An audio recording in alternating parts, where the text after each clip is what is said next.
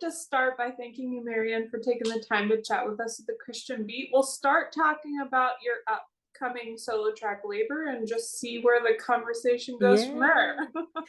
would love that. Yes. Do you want me to um, just share a little bit about it? yeah, if you want to start by just sharing a little bit about the track.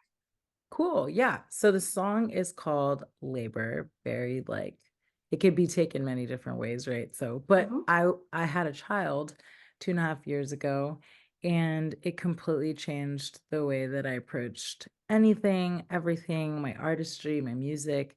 I was part of a pretty large collective at the time. It was called Maverick City Music, and I was like touring until I was like 36 weeks pregnant with my child. And so it was such an incredibly gut-wrenching, but also like mind-blowing experience being pregnant, but also like being an artist and like kind of navigating both worlds and but also being a wife and a daughter and like all the different roles that I had. And I was just kind of figuring it all out at once. And so for that first year after having her, I literally like hated my life. I was like, I don't want to be a mom anymore. I hate this, blah, blah, blah. And but there was like times where it was like it still felt nice sometimes, like my daughter was at this age where she always loved me. Like there was nothing I could do to like make her stop loving me. And I think that experience of it, like that was like the closest thing to unconditional love I could have experienced humanly, where I feel like when you talk about unconditional love, you think of the Lord and how he loves us. And I've experienced his love for me in that way. But this was a very tangible kind of like a human, like to another human. And that was the first time I've ever experienced that, And so it healed me in so many ways, like experiencing that healed me. By the time like the second year rolled around, I was like, wow, like I've grown so much. Like, I'm not the same person who I used to be. I'm way more confident in myself, in my body, in my ability, in my career, in my story, in my voice. I just had this feeling of like, I never want to go back to that person I was before, that old part of me, like pre-baby. Um, she died, like she's not there anymore and a new person has emerged. And so this song kind of like explores some of that, even some of the feelings of like regret that first year where I was just like, man, this was not a good choice, this was a bad decision, I wasn't ready for this, like, and just confronting some of that and then talking about how my mind had to expand during that time. And so at the end of the song, I come full circle and I'm just like, you know what? Like there's all this undoing within myself led to a birthing of something new and a new me. And so that's kind of what this whole song is about. It confronts so many things about having a child, but also motherhood and womanhood in many ways.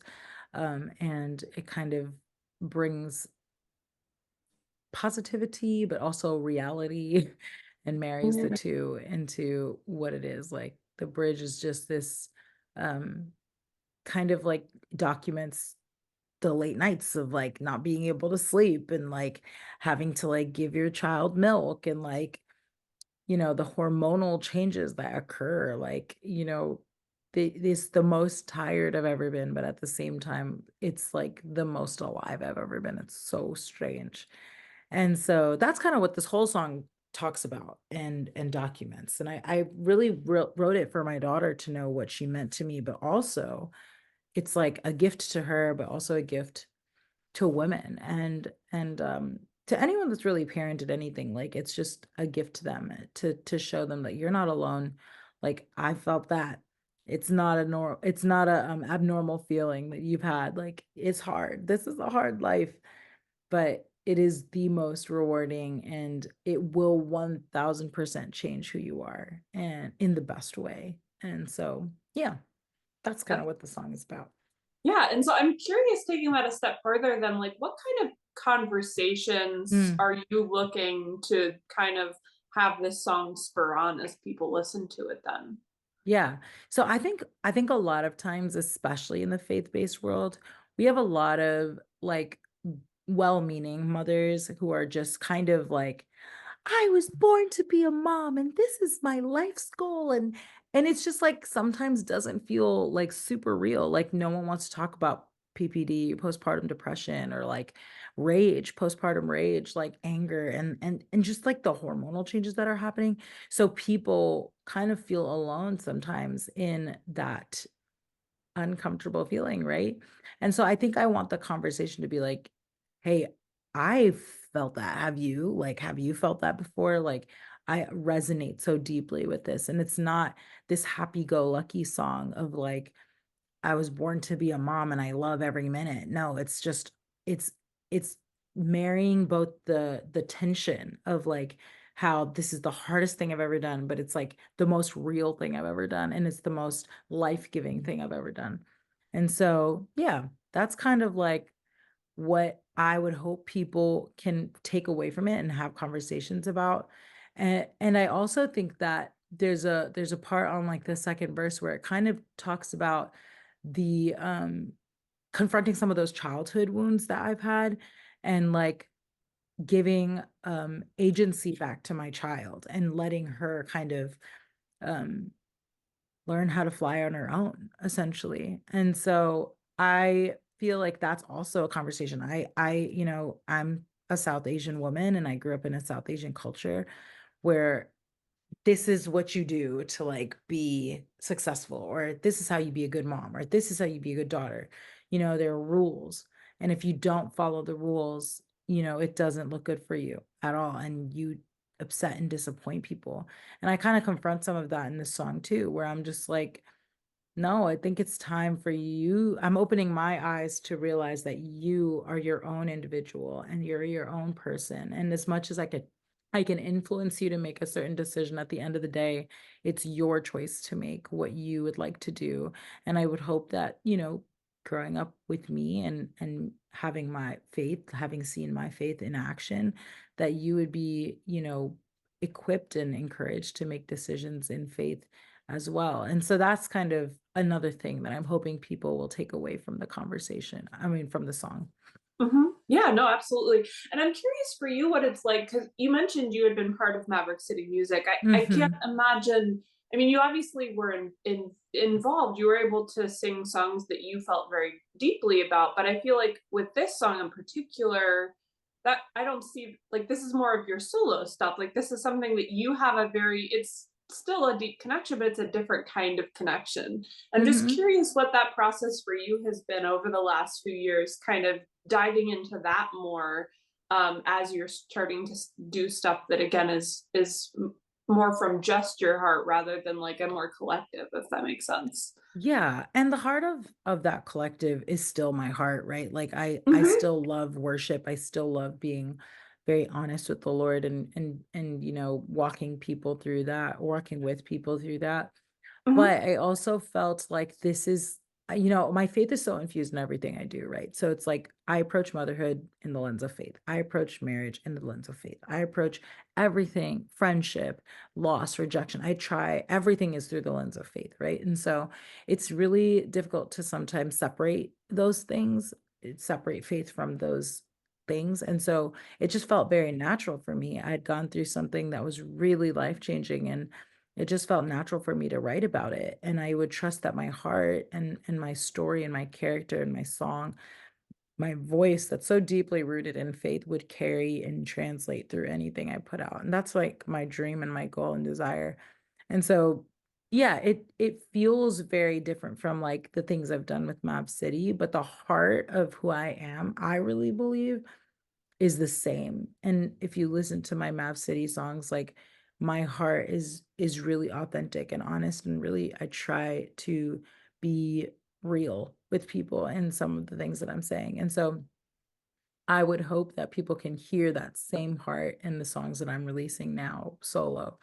And I really trust and believe that it is there. I think my fans and people who listen to my music will hear it and have heard it. And that's why they're still around. And so yeah, that's kind of what I would say to that. Yeah, no, that's good because it's just one of those things sometimes.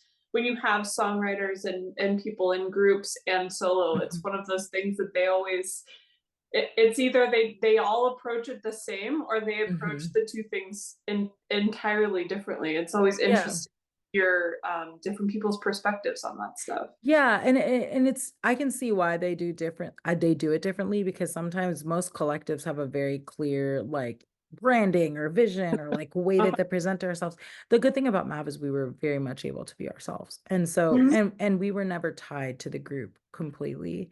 And so we were still doing our own solo things and our own artist endeavors outside of the group. We were not like just at the group, right? And so I think because of that, it doesn't feel as like stark. Yes, the sound is different, like, but the heart is the same to me, I feel. And but yeah, I can totally understand what you were saying. Yeah. So I'm curious then, along with this release of Labor, like what else are you looking for next, either personally or professionally, as you continue to move forward with this? Yeah, I think I mean, I'm working on releasing more music that feels Mhm. like this, but there'll definitely be, this is a very, very personal song and it's very raw and emotive, and I'm always aim to be that way. But there'll definitely be more fun, kind of like radio sounding songs that I think will appeal to maybe people that aren't just mothers and women. Because I'm like, this is a very like intentionally done around Mother's Day and like Mhm. it's very like packaged a certain way, right? But Mhm. there are more songs that I'm doing that are going to be a little bit more like inclusive of everybody and feel a lot more I don't know, fun. And I think that's gonna be something that is gonna be new for other people to hear from me. I think people who followed me along enough know that I can do some of that more pop stuff and like that sound that's so stark from worship. I definitely have more of that where I have more of that coming and I want to release more of that. So that's definitely something I want to do. But I also love to lead worship and I'm always going to be doing that. And so I really see myself doing both things and kind of being an artist that does both the singer-songwriter side, but also the worship leader side. You know, my big dream one day is to release a solo worship record. So that's something I really want to do too. But also be able to release these kind of more personal singer-songwriter records as well. So that's kind of where I see it going and hope that people can relate to both because it's real. Like you're not just you in one role, right? You're you in Right. many roles. And so this is me, the worship leader, but this is me, the mother. This is me, you know, all the different, this is me, the daughter, student, like educator, you know? And so there's just so people are so multifaceted and I want my art to feel that way as well. Absolutely. And obviously, I know you're focusing a lot on labor right now because to your point, it's Hmm. coming out around Mother's Day, you know, all the packaging around that. But I know that you're obviously also working on other things at the same time in different other stages. So I'm just Yeah. curious if you can talk a little bit, obviously don't want you to give too much away, but just kind of like the themes, the messages, like what's kind of rolling around in your heart right now Oh as you yeah. pick. Yes, I think Labor was so intentionally the first one that I released in a while because it is the rebirthing of me.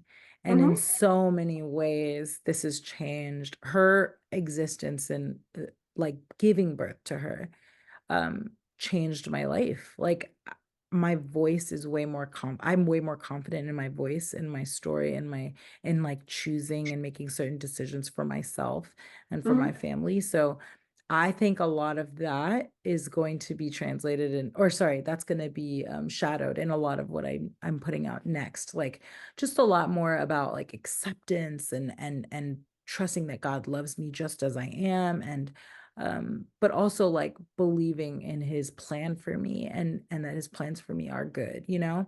And so I definitely think that's going to be a lot of what people hear from me now. It's going to be a lot more bold and a lot more it's just going to feel a lot more confident. And I think that's the theme I'm going with, you know, women embracing my womanhood as a woman of God and my femininity as well, and just being the person that God created me to be and really stepping into that for once and not shying away or like hiding behind another person's desire for me, or another person's brand for me, or another person's vision for me. I'm really stepping into my own. So I think that's what the next couple of things that come from me are going to embody and showcase. Awesome. Can't wait. That's going to be great. It is. I'm excited. I know we're getting close to time, so I'll just close with one final question. Normally I like to ask, what's on people's hearts for the music that they're like coming out to release, and like what their prayer is for that as listeners get to hear that. So for you, I mean, I want to ask something similar along the lines of labor of Mhm. what your prayer is behind that song. Yeah, I just hope that people feel seen in their present struggles, whether it's with motherhood, parenting, or just I want people to feel embraced and seen in the song, and that, hey, like, I'm not alone in this feeling, and hopefully they are prompted to talk to somebody about it and just be able to share their heart, because I find a lot of freedom and vulnerability, and I really believe that's the key to unlocking growth. And so I just hope people are vulnerable enough with themselves when they listen to the song to be like, I know what that feels like, and I need to talk to someone about that. And also trust that this is not just, this is a very temporary feeling. The feelings of like stress and like tiredness and anxiety is so temporary. It's all shaping you and forming you and molding you to be the best person that you could be, for not just your daughter, but also for yourself and for the Lord and for his kingdom. And so that's what I hope people will take away from the song. Awesome. Well, I just want to thank you again for taking the time to chat. Really enjoyed getting to hear more of Yeah. your heart behind the music. So thank you. Thank you for having me, Jesse. It's so good to be here.